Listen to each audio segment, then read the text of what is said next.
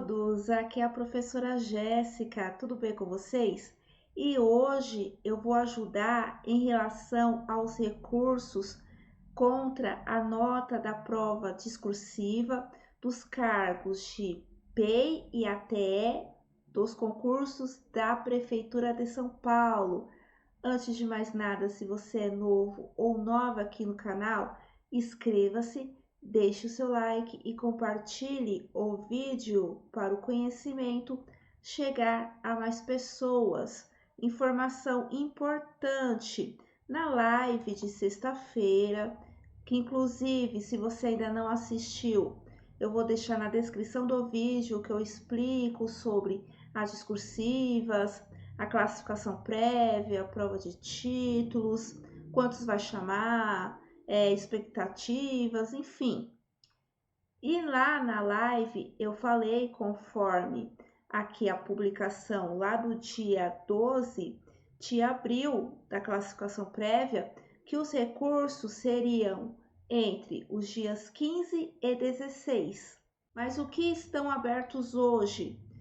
Apenas o recurso contra a nota da prova de títulos até amanhã, dia 16 de abril, às 23 horas e 59 minutos, e o recurso contra a classificação prévia, que também até amanhã, às 23 horas e 59 minutos. E por que eu deveria pedir recurso contra a classificação prévia?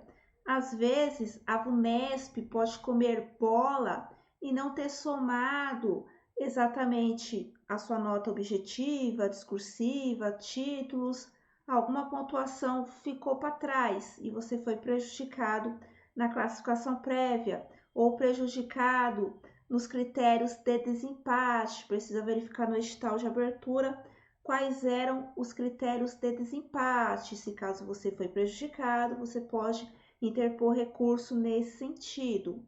Sobre prova de títulos, eu comentei na live. Pessoal, se mandou o diploma sem estar assinado, não seria aceito. A declaração precisava estar de acordo com o anexo que estava no edital. Precisava reconhecer as firmas das assinaturas. Eu já sou da rede, formei meu RF. Precisa ver se você informou o número correto. Se você usou para fins de aposentadoria, o que não pode para a prova de títulos. Eu mandei minha carteira digital, mas no edital não tinha nada desse sentido de carteira digital.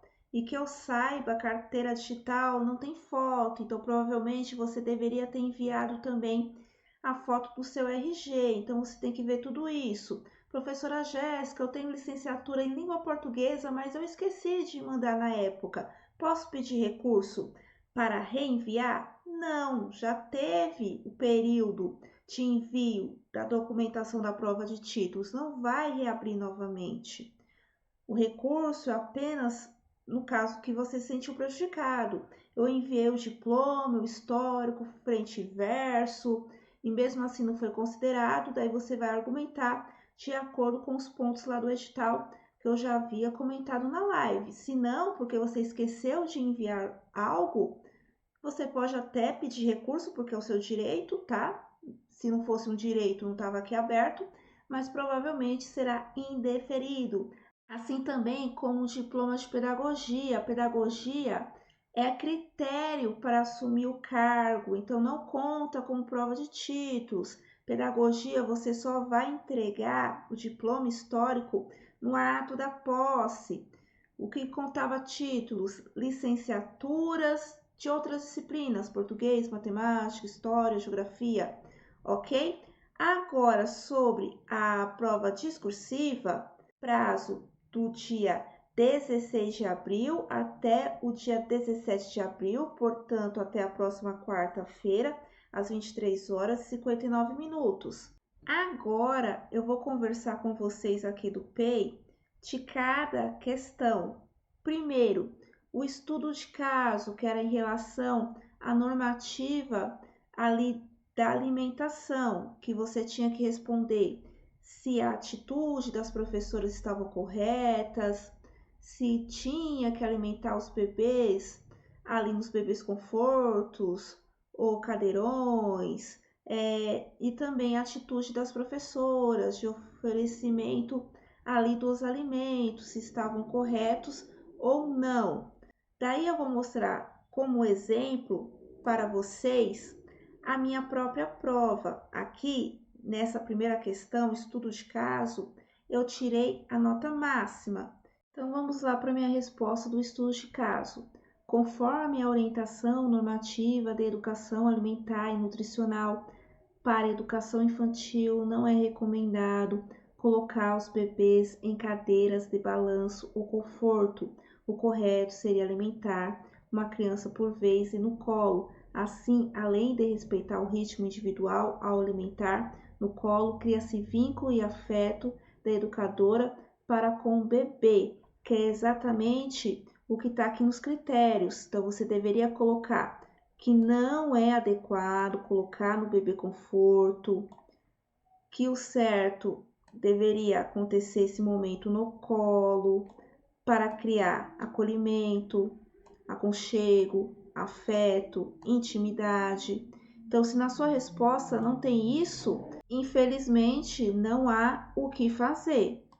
Além disso, tem aqui a alimentação deve ser oferecida nos cadeirões móveis a partir do momento que os bebês conseguem sustentar o seu corpo. Tudo bem. Agora, se você só colocou o cadeirão e não complementou com essa explicação que está lá na normativa, você também não tem muito o que fazer aqui na sua resposta.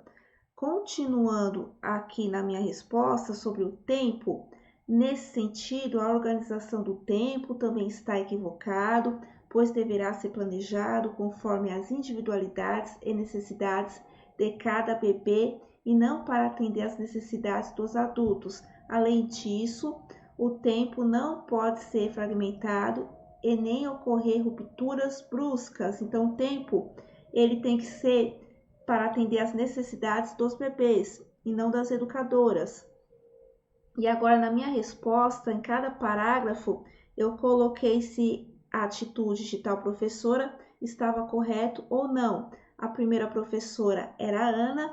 Ana não deveria sugerir ligar a televisão, pois, conforme a orientação normativa, no momento de alimentação não se deve distrair as crianças, porque o momento de se alimentar tem intencionalidade pedagógica e promove as interações sociais. Já os procedimentos de Beatriz está de acordo com a orientação, pois ela mostra os alimentos, incentiva a sentirem o aroma e a degustarem os alimentos.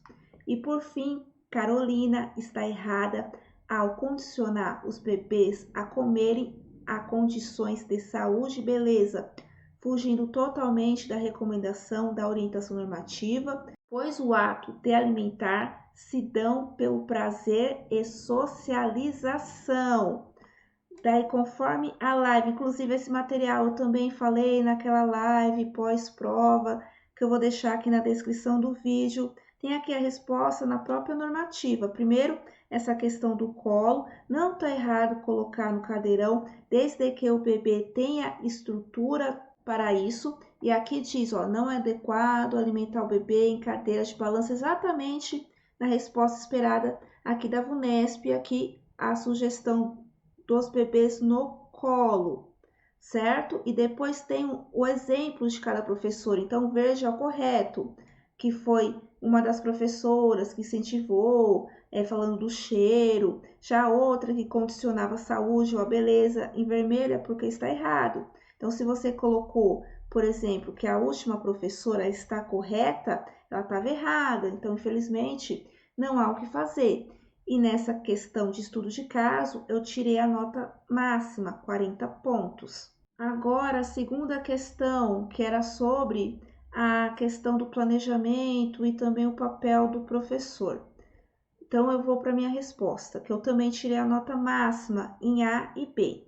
Conforme exposto, o primeiro modo que os bebês e crianças aprendem é por meio da brincadeira. Como na cena, a educadora planejou o espaço e as materialidades, deixando-os livres para explorarem, assim contribuindo para a construção de suas identidades.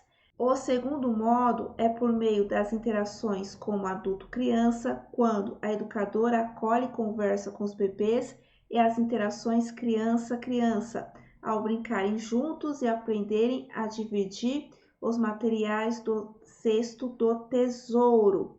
Daí, voltando lá, porque a VUNESP esperava dessa segunda questão, a resposta esperada era conforme o documento, o currículo integrador da infância paulistana, os bebês e as crianças pequenas aprendem por meio das interações com as pessoas, bebês e adultos, e depois vai falar por meio das brincadeiras e também como elas vão ter ali a socialização e também como elas vão lidar com esses materiais diversos.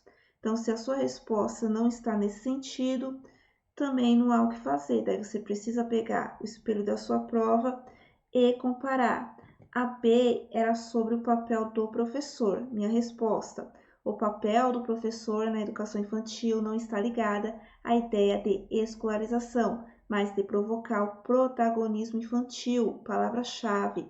Dessa forma, as 3 especificidades são, tinha que colocar 3 especificidades ali do professor. Escuta e observação, no qual a educadora descobre as preferências e necessidades de cada bebê, depois os registros por meio de anotações, fotos ou vídeos, por exemplo, a professora poderá, de maneira reflexiva e colaborativa com os demais docentes e apoiada pela gestão, qualificar sua formação ao rever os percursos de cada bebê. Por fim, planejar suas ações e práticas pedagógicas a partir do que observou e refletiu, para organizar os tempos, espaços, materiais, interações e narrativas para a qualidade das aprendizagens, que é exatamente como a VUNESP esperava aqui na resposta. O papel do docente estão na organização das experiências dos bebês, crianças, que os docentes que planejem sua prática pedagógica e replanejem a partir de vivência com os bebês, organize espaços, materiais, gestão do tempo, vivências entre os pares, múltiplas linguagens. Então, se a sua resposta tinha todas essas palavras-chave, ela está ok. Se não, também não há o que fazer. Agora vamos para a segunda questão discursiva e última questão, né? Que é a mais polêmica, que o pessoal, a maioria errou, que é ou a A, que é a questão do somos todos iguais, a N1, ou a N2, que era do sentido da democracia racial, que era a B. As premissas presentes tanto no livro do Silêncio do Lar ao Silêncio Escolar, Racismo, Preconceito e Discriminação na Educação Infantil, de Eliane dos Santos Cavaleiro, quanto dos documentos Currículo da Cidade, Educação Antirracista e Indicadores de Qualidade da Educação Infantil Paulistana, defendem uma educação antirracista, deve rejeitar a ideia de que somos todos iguais, não concorda com essa ideia, por um lado, contribui para a valorização da diversidade presente nos vários contextos educacionais e, por outro, rompe com o mito de que todas as pessoas gozam dos direitos da mesma forma, uma vez que a realidade cotidiana das crianças demonstram a existência de tratamentos diferenciados pautados na origem étnica. Portanto, a afirmação de que somos todos iguais, além de inviabilizar as diferenças e especificidades de cada sujeito e grupo, acaba por invisibilizar também os processos e as estruturas que mantêm o racismo de pé. Agora vamos para a minha resposta, no qual eu fui zerada. Eu coloquei assim: conforme o livro Do Silêncio do Lar ao Silêncio Escolar, da autora Eliane dos Santos Cavaleiro, não se deve apoiar a ideia que todos somos iguais, que é exatamente o que é esperado pela VUNESP. Então, se você colocou que somos todos iguais, temos direitos iguais, aqui você já errou, é zero, não tem o que fazer, tá? Vírgula, pois a população brasileira é composta por várias etnias, Portanto, as diversidades deverão ser reconhecidas e valorizadas para uma educação heterogênea e não homogênea. Então, conforme a resposta esperada pela VUNESP, na minha resposta eu também coloquei a questão da diversidade, certo? Ponto final, ao colocar que todos somos iguais, está silenciando a história e cultura afro-brasileira e promovendo o racismo, preconceito e discriminação ao ambiente escolar. Eu não falei da educação antirracista, mas eu deixei bem claro na minha resposta que vivemos ali uma sociedade racista, um racismo estrutural. Então, não existe isso de que somos todos iguais quando vivemos uma estrutura de racismo e que somos diversos. Então, a minha resposta, na minha opinião, está de acordo com o que é esperado pela VUNESP, por isso que eu vou pedir recurso nessa A. E mostrando aqui um exemplo de uma aluna lá do curso, nessa questão do que somos todos iguais, ela tirou os 15 pontos, a nota máxima. Ela colocou assim: a ideia de que somos todos iguais não contribui para uma educação antirracista. Os indicadores de qualidade da educação infantil paulistana, ou nos indicadores, ou no currículo antirracista, ou no livro da Eliane Cavaleiro, não precisava citar os três, tá? Continuando, os indicadores de qualidade da educação infantil paulistana institui a autoavaliação institucional, instrumento com participação da comunidade escolar, porque considera que há uma diversidade de atores envolvidos na educação de bebês, crianças pequenas, e esses devem ser ouvidos em sua pluralidade. Reconhecer essa diversidade afasta a escola da ideia de igualdade que homogeneiza e contribui para a promoção da equidade que acolhe as pessoas em suas diferentes origens, crenças culturais e étnicas e efetiva ações para garantir educação e cidadania a todos. Então, a gente pode trabalhar essa questão do todos, mas na garantia de direitos, mas não necessariamente hoje os direitos são realmente na prática iguais, pois estamos em um racismo estrutural. Então, a minha resposta é muito parecida com essa aluna que tirou a nota máxima. Então, eu fui prejudicada, eu vou pedir recurso. Agora, se a sua resposta não tem nada a ver aqui, também não tem muito o que fazer. E agora a última, que é a questão da democracia racial, essa eu tirei nota máxima. Minha resposta: a ideia de democracia racial significa combater o racismo estrutural, de que forma sistemática gera o preconceito e discriminação em todos os setores da sociedade, onde uma raça subjuga a outra. Portanto, nas unidades de educação infantil, em seus projetos político-pedagógicos, deverão garantir práticas antirracistas ao longo de todo o ano e não só em datas comemorativas, por meio de brincadeiras e interações que reconhecem e valorizem as culturas afro-brasileiras, assim promovendo a democracia racial na educação infantil. Então, eu não coloquei aqui o mito, mas o que a VUNESP esperava, que você deixasse claro que é um mito a democracia racial ou que estamos em uma sociedade, em uma relação racista. Na minha resposta, eu fui no sentido das relações racistas. Então, você tinha que falar um ou outro na sua resposta. Se você não colocou, também não tem o que fazer.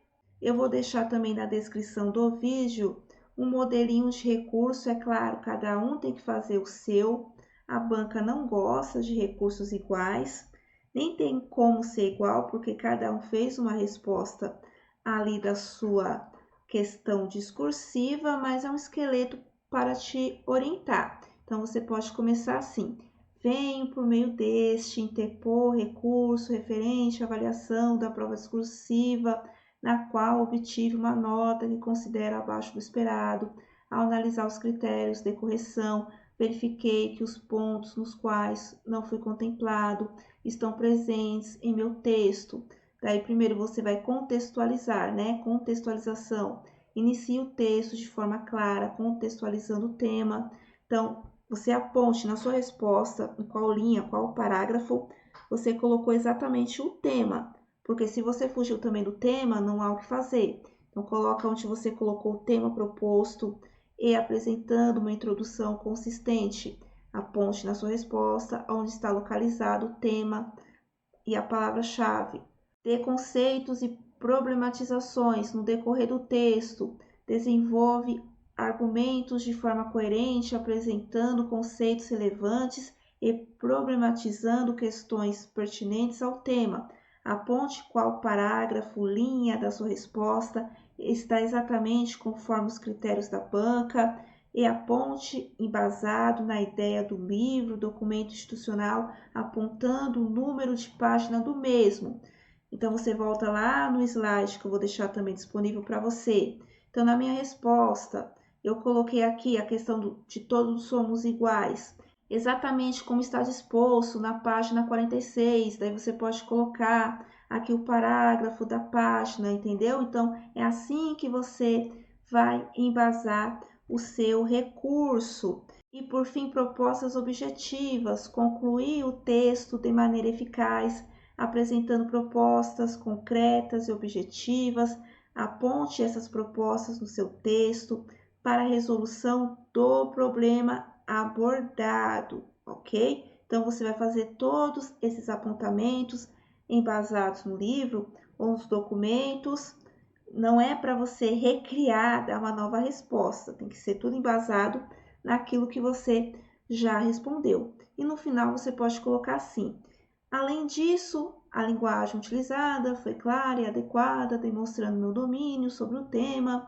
Portanto, acredito que minha nota deve ser revista, considerando os critérios mencionados. Confio na sensibilidade da banca avaliadora para reavaliar meu texto e reconhecer os pontos que justificam a revisão da minha nota. Solicito assim a revisão da avaliação, a fim de que os pontos não atribuídos sejam incluídos em minha pontuação final. E para fechar aqui o do ATE, eu vou comentar assim rapidamente, porque eu não consegui ali um estudo de caso que tirou uma nota máxima, e pelo que eu verifiquei, a maioria foi reprovado no estudo de caso.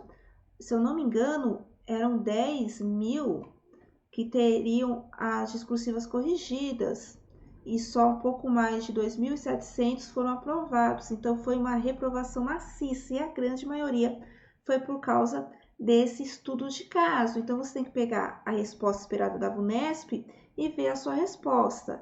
Em A, você colocou a questão da atribuição do ATE, que é o atendimento na entrada e saída e recreio, ou nos períodos que as crianças ou os estudantes estão sem o professor e que você também tem a obrigação de verificar sinais de violência, negligência. Na B, você teve a percepção da situação da criança, encaminhou a direção. Eu falei na live, eu dei o exemplo, também está aqui no slide que eu vou deixar para vocês, de como tinha que responder, que você tinha que colocar, que verificando que a criança tem sinais de maus tratos, imediatamente comunicar a direção da escola para ser encaminhado para o conselho tutelar. Não é o ATE que encaminha diretamente para o conselho, ele tem que primeiro comunicar a gestão ao diretor, e é o diretor que vai fazer isso. Em C, pedir o acolhimento da família e não de denúncia, apontar o dedo, principalmente ali nas violência negligencial ou estrutural, que muitas vezes pode ser no sentido econômico, social. Então, às vezes não é culpa da família, está vivendo uma situação de vulnerabilidade social. Então, você tem que buscar isso na sua resposta. E a última, a escola deve evitar firmemente uma abordagem de cobrança, denúncia e se trazer essa família, essa criança para a escola, acolher, conforme aqui mais ou menos a resposta que eu sugeri para vocês. Então, se a sua resposta tá de acordo, peça recurso, seguindo aquilo que eu já falei para o PEI E o mesmo modelinho também serve aqui para o ATE, tá? Mas se você não respondeu de acordo, não tem muito o que fazer, tá, gente? E as outras duas discursivas eram legislação, letra da lei. Se você não colocou exatamente o que estava disposto na letra da lei, também não tem muito o que fazer. E para fechar aqui, só relembrando que eu tenho a minha apostila pré-edital para o próximo concurso PEIF da Prefeitura de São Paulo, valor R$ 25,00, é em PDF. Também tem o curso de discursiva, valor R$ 60,00. Vai ficar aqui na descrição do vídeo os links lá do site da Hotmart para você adquirir, certo? Vai ficar o modelinho e também as fundamentações para você interpor o recurso, tanto PEI até na descrição do vídeo para download. E eu também quero deixar claro que eu não estou trabalhando com correções, com ali questões de fomentar recursos, porque eu tenho 2 cargos na Prefeitura de São Paulo, eu não tenho disponibilidade de tempo para isso. Por isso que eu fiz esse vídeo, para tentar ajudar vocês nesse sentido. Agora, trabalhar nessa questão de montar ali recursos, infelizmente, não será possível. Bom, eu espero ter ajudado. Até a próxima. Tchau!